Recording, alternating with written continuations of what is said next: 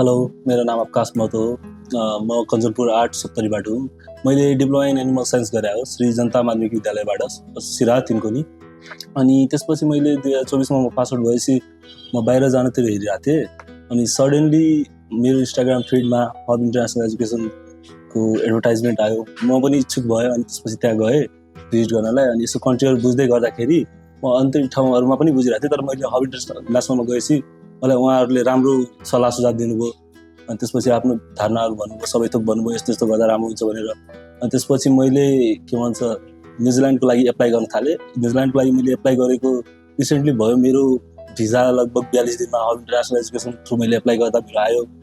अहिले चाहिँ म युको universal college of learning Amsterdam नर्थमा अब अगाडि अध्ययन गर्न गइरहेको छु। आफ्नो diploma in veterinary nursing level 6 education त्यहाँ म गइरहेको छु अब पढ्नलाई, यही जुलाई इन्टेकमा। म हब इन्टरनेसनल एजुकेसनको टिमलाई धेरै नै थ्याङ्क यू गर्न चाहन्छु। उहाँहरूले मलाई धेरै नै राम्रो गाइड गरिदिनु भयो।